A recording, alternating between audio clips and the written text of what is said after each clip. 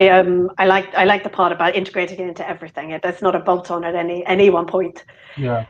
So, thinking about the accounting profession in a different way, what do you think have been the biggest barriers preventing the profession from using existing IFRS accounting standards from being applied to climate-related information in mainstream filings?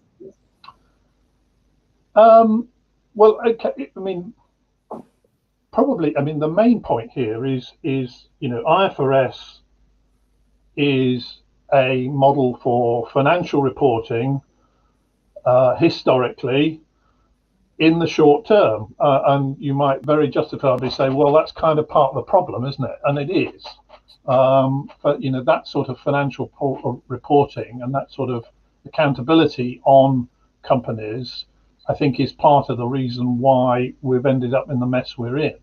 So it is not a framework that is amenable to longer term consideration or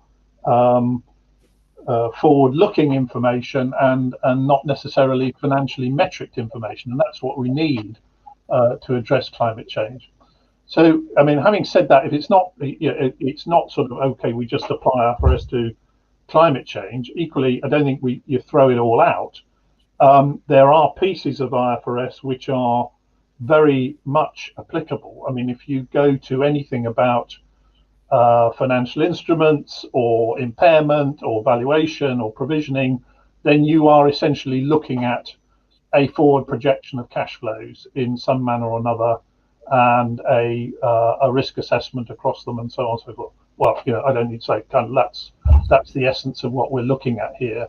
So I think it's an issue of taking those skills. I mean, and the whole trope about accountants are going to save the world is overused, I know, but it is very much the case that those core skills of looking at those future cash flows are there already, and looking at them with some rigor and with some criticism. That's what we need. But equally, we need to build up on the non-financial disclosures, and the recent IASB statement on that, I think, is useful. And we've actually recently done a publication as well on developing non-financial disclosures, particularly in the context of a sustainable global recovery, and that's on our website if people want to look at that.